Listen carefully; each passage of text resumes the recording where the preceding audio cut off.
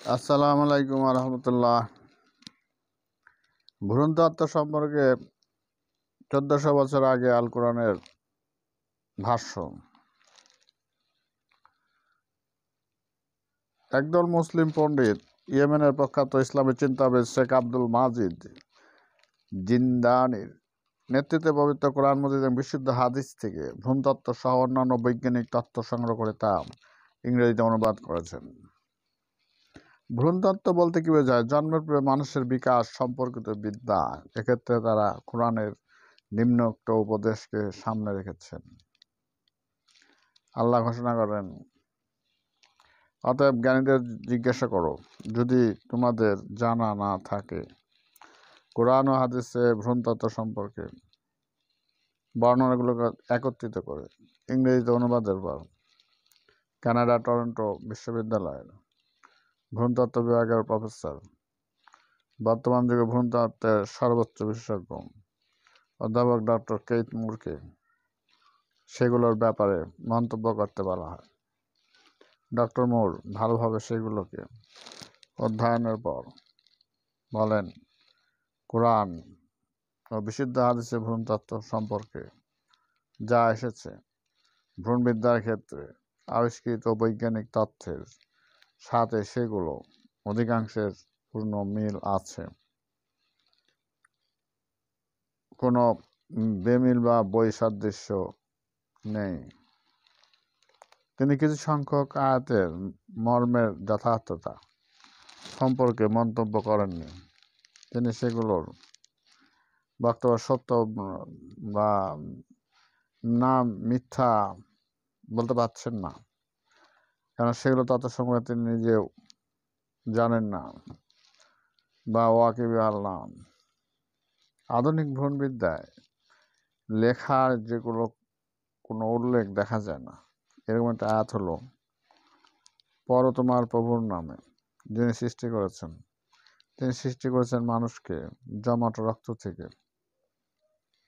একরা বিসমি রাব্বিকাল্লাযী খালাক খালাকাল ইনসানা মিন আলাক।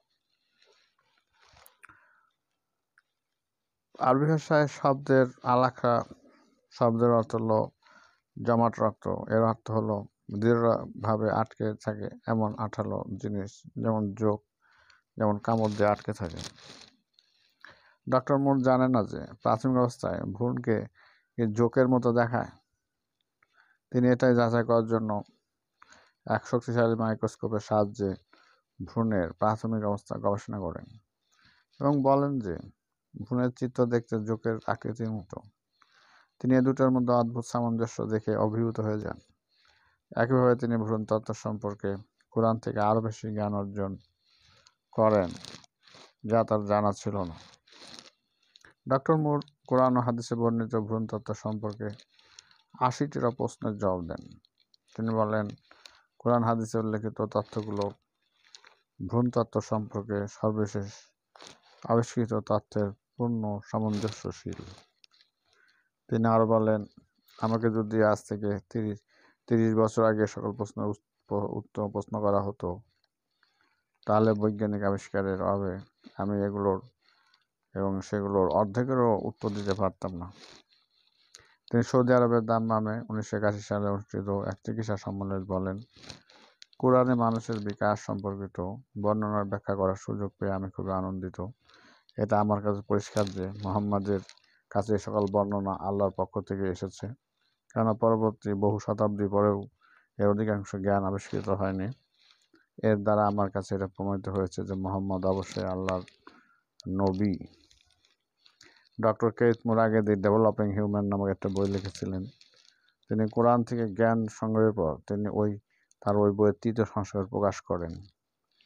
বইটি একক লেখকের সর্বোত্তম চিকিৎসা বিজ্ঞানের বই হিসেবে পুরস্কার লাভ করে। বইটি বিশ্বের বড় বড় অনেক ভাষায় অনুদিত হয়েছে এবং প্রথম বর্ষের মেডিকেল কলেজের ছাত্রদের জন্য ভ্রূণবিদ্যার পাঠ্য বই হিসেবে গৃহীত হয়েছে।